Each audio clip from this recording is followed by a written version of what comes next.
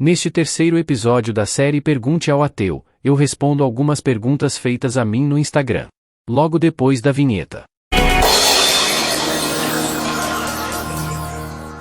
Ser ateu é ser triste. Você se sente um nada. Tudo para vocês acaba aqui. Deve ser triste. Ser ateu é somente ser consciente de que deuses são apenas construções culturais. Com relação a se sentir um nada, não é verdade. Você é algo dentro do espaço e do tempo durante um determinado tempo, como nós costumamos mensurar. Antes de nascermos, sim, somos nada, assim como depois que morrermos. Mas, durante a nossa vida, pelo menos, somos alguma coisa. Eu inverteria o sentido do que está exposto nessa pergunta. Não são os ateus que acham que tudo acaba aqui, mas são os religiosos que não se conformam com essa realidade e inventam um paraíso e um inferno. Isso, sim, é triste. Você pensar que vai para um paraíso e pensar que muitos parentes e amigos sofrerão eternamente só porque não aderem a crenças irracionais é mais do que triste, é sádico, é horrível, é repugnante. Esses livros do Carl Sagan não servem para nada.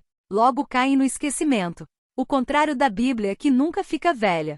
Leia Gálatas capítulo 6, versículo 7. Bem, para quem não cultiva o pensamento crítico, realmente, os livros de Carl Sagan não devem servir para nada mesmo. Mas a afirmação de que logo caem no esquecimento é um tanto questionável. Para quem leu e absorveu toda a gama de conhecimento que Carl Sagan registrou em seus livros, a obra de Sagan não apenas nunca será esquecida como faz parte da vida dessas pessoas. Quem diz que a obra dele logo cai no esquecimento, provavelmente é quem nunca leu nenhum livro dele. Outra afirmação bastante questionável é a de que a Bíblia nunca fica velha. Se a Bíblia nunca ficasse velha e ultrapassada, até hoje as pessoas teriam escravos. Não há um único versículo da Bíblia que condene a escravidão. Pelo contrário, muitos versículos incentivam os escravos a serem submissos aos seus senhores. O Antigo Testamento descreve incontáveis crimes contra a humanidade cometidos em nome do personagem principal desse livro, não raro, cometidos a mando do próprio Javé. Escravidão, roubos de terra alheia, massacres e demais atrocidades tão comuns nos tempos em que a Bíblia foi escrita, são vistas hoje como abomináveis. Ficaram ultrapassadas e não fazem parte do mundo civilizado. Quando acontecem, são punidas rigorosamente pela lei. A Bíblia, portanto, é um livro que parou no tempo, um livro ultrapassado, pelo menos como conduta de regras morais, e que só não fica velha para fanáticos religiosos. E o mundo, ainda bem, não é formado apenas por fanáticos religiosos. Os céticos não se contentam em serem felizes sozinhos e querem levar os outros junto? Em primeiro lugar, é necessário estabelecer um conceito para o que entendemos como felicidade. Para a imensa maioria das pessoas, felicidade é a mesma coisa que satisfação pessoal. Se as suas vidas estão boas em todos os aspectos, na saúde, nas finanças, nos relacionamentos e nas demais áreas, a pessoa define isso como felicidade, mesmo que o resto do mundo esteja desabando ao seu redor. Como niilista, não como cético, eu tenho a consciência de que a felicidade é uma das diversas construções culturais que o ser humano inventou para que a sua jornada no mundo seja um pouco menos insuportável. Por definição, considero o adjetivo infeliz muito inadequado, visto que, para ser infeliz, seria necessário existir a felicidade.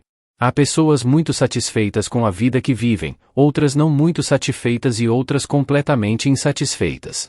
Mas não chamaria a satisfação pessoal de felicidade. Considero a felicidade algo não impossível, mas completamente utópico. Sempre haverá diferenças entre as pessoas. O ódio, assim como a solidariedade, é algo intrínseco da natureza humana. A vida é totalmente diferente daquelas imagens divulgadas pelas testemunhas de Jeová. Qual a vantagem de ser cético? A vantagem de ser cético é a de exercitar o pensamento crítico. Em geral, céticos não são enganados facilmente. Céticos, por exemplo, não são vítimas do câncer da idolatria, pois, geralmente, são livres pensadores e não têm compromissos com pessoas, mas com valores objetivos, como a coerência. Não existem ateus. Os ateus só existem até o avião começar a cair. É realmente muito difícil saber o que se passa dentro da cabeça de uma pessoa. Alguém que se declara publicamente como ateu seria realmente ateu? As pessoas podem ser rotuladas com o adjetivo que elas próprias costumam se declarar? Alguém que se declara ateu e que vê uma religiosidade incubada aflorar em um momento crítico em que sua vida corre perigo pode ser considerada realmente uma pessoa ateia? Acho essa hipótese do avião caindo um tanto problemática, visto que, alguém que realmente tem a convicção de que deuses não passam de construções culturais, sabe que não adianta pedir alguma coisa para algo que não existe. Sabemos que, em um momento de risco, o que predomina é a irracionalidade. Por mais inteligente e esclarecido que alguém seja, em um momento no qual a sua vida corre risco, essa pessoa se comporta como um animal irracional, guiado apenas pelo instinto de sobrevivência. Nessas condições, as pessoas apelam para qualquer coisa. Mesmo assim, quem tem a convicção de sua descrença sabe que não adianta apelar para algo que não existe. Se alguém que se declarava ateu começa a rezar quando o avião começa a cair, isso pode significar duas coisas: ou que a pessoa não tinha convicção da própria descrença e que se deixou guiar pelos maneirismos irracionais gerados pelo instinto de sobrevivência, ou que essa pessoa era apenas um religioso revoltado que apenas se declarava ateu, sem realmente ser. Por outro lado, essa questão levanta algumas dúvidas. Quantos aviões em queda livre deixaram de cair porque os ocupantes desse avião começaram a rezar? Seria interessante conhecer essas estatísticas. Você pensa que é ateu, mas não é. Deus é amor. Quem crê no amor não é ateu. Não, eu não acredito em amor, pelo menos não na concepção romantizada desse termo. O que existe, pelo menos entre pais e filhos, é um sentimento de afeto entre os iguais, pois, evolutivamente, isso é vantajoso, pois mira na perpetuação da carga genética. Não há nada de transcendente nisso. O afeto entre pais e filhos é apenas um mecanismo de preservação das espécies. A atração entre homem e mulher, que muitos chamam por esse nome enganoso de amor, também não tem nada de especial e transcendente. É apenas o instinto em ebulição com finalidades meramente reprodutivas. E, mesmo quando é realizado para a satisfação do prazer, o intercurso é mais animalesco ainda, pois não há absolutamente nada de divino na satisfação de prazeres sensoriais. Eu sei que não posso falar em nome de todos os ateus, mas, pelo menos na minha interpretação da realidade, o amor não existe. A afetividade entre iguais não possui nada de espiritual e é perfeitamente explicável no âmbito da adaptação das espécies. Não só o amor como outros conceitos inventados pela humanidade, como a felicidade, a justiça, a perfeição e outros substantivos abstratos só existem na antroposfera, que é o mundo humano da cultura. Deuses foram inventados pela mesma espécie que inventou o amor, o ser humano. O que você acha dos ateus místicos? Ateísmo é apenas a rejeição da ideia de existência objetiva de deuses. Não implica na rejeição em adotar ideias místicas ou esotéricas. Acho perfeitamente aceitável que existam ateus místicos. O que acontece é que, para colocar em dúvida ideias frágeis como o misticismo, é necessário empregar o ceticismo radical. Se a pessoa for somente ateísta, é bastante possível que venha a adotar ideias místicas. Mas, se além de ateia, a pessoa também for cética, é muito mais improvável que ela venha a ser vítima de ideias inconsistentes, e às vezes, até perigosas como o misticismo. Os questionamentos a ideias duvidosas não são feitos a partir de uma visão ateísta de mundo, mas a partir do pensamento crítico. O ceticismo crítico leva aos questionamentos radicais que acabam demolindo ideias extremamente inconsistentes como o misticismo. Todo cético radical acaba se tornando inevitavelmente ateu, mas nem todo ateu é necessariamente cético.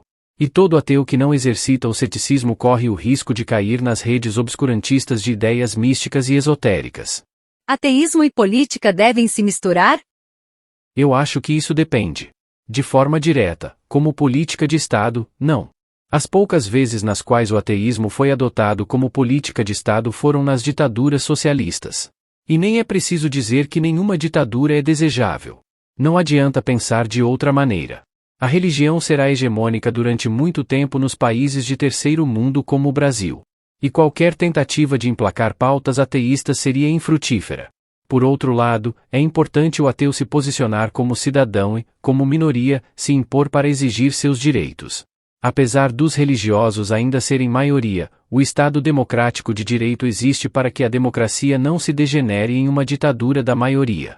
Os fundamentalistas cristãos usam a expressão ditadura da minoria, porque eles não possuem muita simpatia pelo Estado democrático de direito, não respeitam as minorias e possuem uma evidente inclinação ideológica voltada para o protofascismo.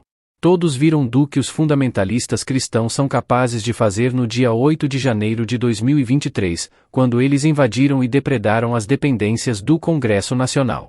Se uma ditadura protofascista cristã fosse instaurada no Brasil, seria terrível para as minorias, incluindo os ateus, como acontece em todas as teocracias. Tendo isso em vista, muitos ateus dizem que a função social mais importante da militância ateísta seria a defesa da laicidade. Mas eu acho que a defesa do Estado laico não deveria ser apenas por parte dos ateus. Para a sorte do Estado de Direito, a maioria dos religiosos não é fundamentalista. Os ateus deveriam se juntar a esses religiosos moderados e desprovidos de preconceitos para, juntos, defenderem o Estado laico. Você acha contraditório um ateu que não seja esquerdista? Eu não acho contraditório que exista algum ateu que não seja esquerdista, tendo em vista que ateísmo se resume apenas em descrença na existência de deuses. Da mesma forma que existem pessoas que são apateístas em relação a crenças religiosas, também pode haver pessoas que sejam indiferentes a orientações ideológicas.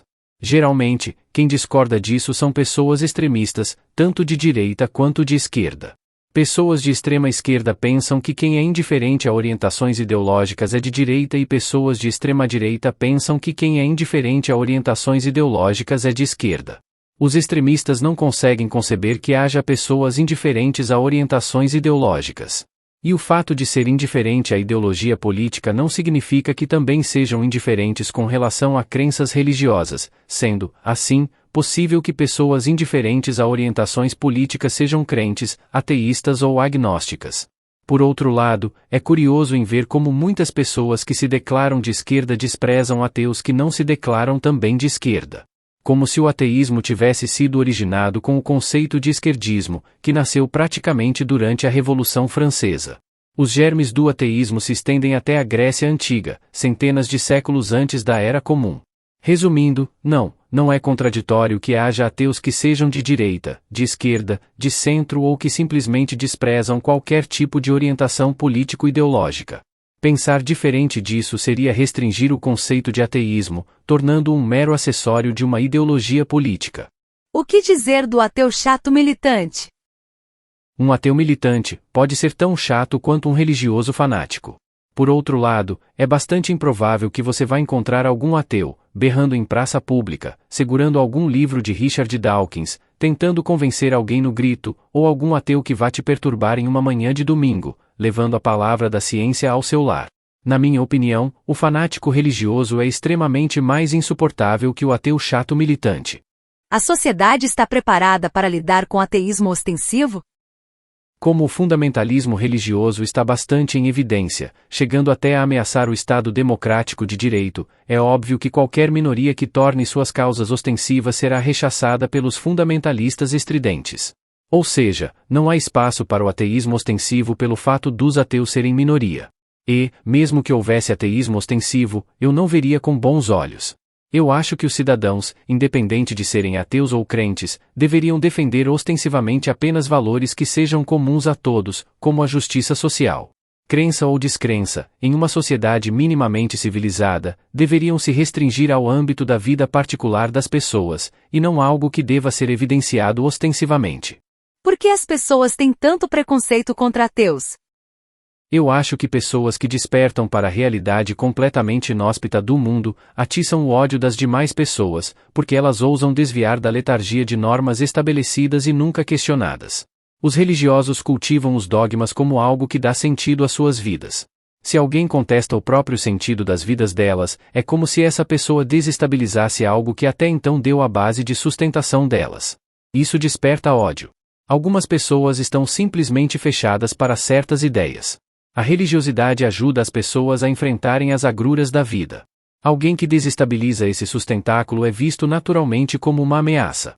Você debateria contra um defensor do design inteligente? Eu fiz parte dos primórdios da militância ateísta na internet. Em fóruns da Sociedade da Terra Redonda e do Orkut, eu já debati muito com defensores de pseudociência, mas é algo absolutamente infrutífero. Debates só servem para os debatedores cultivarem a vaidade intelectual, não servem como parâmetro para avaliar a coerência de certas ideias. Como os fatos não ajudam muito os religiosos, eles se encontram na posição de tentar se sobressair em outros aspectos, como a retórica. E não há meio melhor para impor o talento retórico do que um debate. debate. Recentemente, em março de 2023, defensores do criacionismo deram uma entrevista em um podcast de grande audiência. Esses religiosos estão falando para um público que gosta do que eles falam, ou seja, um público de religiosos fundamentalistas, pois há um público de religiosos que não são fundamentalistas e que rejeitam pseudociências como o criacionismo. O que um cientista faria em um podcast como esse? Debater com pessoas que jamais terão suas ideias respeitadas em ambiente acadêmico, tendo em vista que são ideias baseadas em mitos ancestrais? Isso seria vantajoso para o religioso, mas seria uma total perda de tempo para qualquer cientista sério. Mas para um divulgador científico seria vantajoso pela publicidade. Participar de um podcast com muita audiência, mesmo se for para debater contra um fundamentalista, seria como uma publicidade gratuita. Mas nada além disso. Debater com um criacionista seria a mesma coisa que lutar judô com um porco dentro do chiqueiro. Ninguém venceria a luta, você sairia do chiqueiro todo sujo de excrementos e o porco continuaria feliz, com a sua vida dentro do chiqueiro. Existe possibilidade de Deus existir? Deuses existem subjetivamente, como personagens criados por povos ancestrais, criados como uma maneira tosca e primitiva de tentar explicar a natureza e seus fenômenos. Mas, se alguém apresentar a alegação extraordinária de que deuses ou algum deus exista de forma objetiva, precisa apresentar as evidências, coisa que nunca aconteceu. Deus precisa de tempo e espaço? Não. Deuses precisam apenas da imaginação humana para existirem. Deus é energia? Não. Pelo que tudo indica, deuses são apenas criações culturais humanas. Se você não acredita em Deus, como você explica tudo o que vemos? Não viemos de uma bactéria, viemos? A questão não é se eu, ou qualquer outro ateu, não acredita em algum Deus. A questão é que algumas pessoas sabem que deuses são apenas construções culturais de povos ancestrais.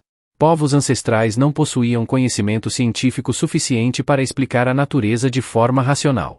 Hoje sabemos que a irracionalidade das crenças religiosas não explicam nada, muito menos, entre aspas, tudo o que vemos. E o questionamento sobre se viemos de uma bactéria é tão pueril quanto o que pergunta se o homem veio do macaco. São questionamentos oriundos de analfabetismo científico, de quem não sabe que simplesmente não existe nenhuma teoria sobre a origem da vida. Você acredita que surgiu de uma explosão? Não. Eu surgi a partir da união entre os gametas do meu pai e da minha mãe. Existem evidências de que o DNA foi criado? Não. Aquele boato de que o nome Javé está escrito no DNA foi uma fake news, criada e espalhada pelo mesmo tipo de gente, que vota e defende políticos de caráter duvidoso. As religiões apresentam mais malefícios ou mais benefícios? As religiões, em si, não são problema. O problema são as pessoas que seguem essas religiões. Onde há ser humano, inevitavelmente, também há problemas. Grupos de ateus também são problemáticos, pois nem todos os ateus pensam da mesma forma. Mas, voltando às religiões, analisando historicamente, as religiões, como instituição, geraram muito mais malefícios. Nenhuma religião se impôs sem o uso da brutalidade. O cristianismo, por exemplo, tem a sua história manchada por fatos como a Inquisição, as Cruzadas e a colonização da América. Por outro lado, a religião ou religiosidade, como prática individual, pode ter os seus aspectos benéficos. Nem todo mundo tem inclinação para encarar a realidade com racionalidade, precisam do amparo do pensamento mágico, da espiritualidade. O problema é quando algo que é da esfera pessoal se insinua para a coletividade, que é quando um religioso tenta impor a sua crença individual como se fosse uma verdade absoluta. Religião pode ajudar em algo na vida da pessoa? Depende da pessoa. Alguém como eu, completamente cético, não vê racionalidade alguma em religiões. Por outro lado, pessoas mais frágeis podem encontrar na religião algum conforto para as agruras da vida. Mesmo assim, a religião não vai deixar de ser uma ilusão. É preciso, neste caso, diferenciar a religião da religiosidade e das instituições religiosas. Muitas pessoas podem ter religiosidade sem ter vínculo algum com qualquer instituição religiosa ou aceitar os dogmas de qualquer religião conhecida. De uma forma mais direta, mais objetiva, a religião ajuda mesmo aqueles que são donos de igrejas. Basta ver os patrimônios milionários dos empresários da fé aqui no Brasil. As manifestações espirituais que acontecem nos centros espíritas ou nos terreiros são possessão ou loucura? Provavelmente, nem uma coisa e nem outra, pelo menos na maioria dos casos. Pessoas neurotípicas podem apresentar esses tipos de fenômeno apenas por autossugestão. A pessoa se permite sugestionar pelo clima do local de culto e pelo comportamento ritualístico das pessoas que estão ali, e se comporta da maneira que se espera que alguém que esteja incorporado se comporte. Também é possível considerar a hipótese de fingimento. Não se pode descartar a hipótese de algum transtorno psiquiátrico, mas, na maioria das vezes, não é isso que ocorre. Você teria coragem de pôr terra de cemitério num pote dentro do quarto? Primeiro, a palavra coragem empregada nessa frase não faz o menor sentido. Por que alguém precisaria de coragem para jogar terra em algum lugar? A não ser que essa terra tivesse algum tipo de contaminação radioativa, não vejo nenhum motivo racional para temer algo tão tolo assim. Fazer uma proposta dessa a uma pessoa racional e cética só causaria algumas boas risadas, nada mais do que isso. Mas eu entendo que, na mente de uma pessoa supersticiosa, isso causaria algum mal a quem o fizesse. Mas, mesmo sabendo que isso não passa de bobagem, eu jamais aceitaria fazer isso por um simples motivo: viés de confirmação por parte do supersticioso que propõe essa experiência. Coisas ruins acontecem com todas as pessoas, tanto com aquelas que jogam terra de cemitério em seus quartos quanto com aquelas que não fazem isso. Se alguma coisa ruim acontece com quem faz esse tipo de bobagem, o supersticioso logo pensa que é por causa do feitiço. Isso é uma falácia de falsa causalidade. O viés de confirmação só fortalece a crença de que aquele ritual tolo tem algum efeito. Eu jamais contribuiria para a propagação da estupidez e das crenças supersticiosas. Por outro lado, se esse feitiço dá certo, por que os feiticeiros não tentam provar a efetividade do experimento da terra de cemitério para algum representante da Fundação James Randi? Estão perdendo uma ótima oportunidade de faturar um prêmio milionário e de provar para o mundo inteiro de que as superstições deles não são isso, superstições. Existe evidência do sobrenatural? Nenhuma evidência do sobrenatural. O prêmio da Fundação James Randi continua sem nenhum vencedor. A foto Kirlian provou a existência da aura, e ateus ignoram isso. Talvez ateus ignorem, mas os céticos já refutaram a fotografia Kirlian há mais de 3 décadas. No começo dos anos 90, o autor Terence Haynes lançou um livro intitulado Pseudociência e o Paranormal, no qual trata, entre outros, desse assunto. Vejamos o que Haynes fala sobre isso. As coisas vivas, como os vulgarmente fotografados dedos, são úmidos. Quando a eletricidade se espalha pelo corpo vivo, produz uma área de gás ionizado à volta do objeto fotografado, assumindo que a umidade está presente no objeto. Esta umidade é transferida do sujeito para a emulsão fotográfica e causa uma alteração dos padrões da carga elétrica do filme. Se a fotografia é tirada no vácuo, em que não existe gás ionizado, nenhuma imagem aparece.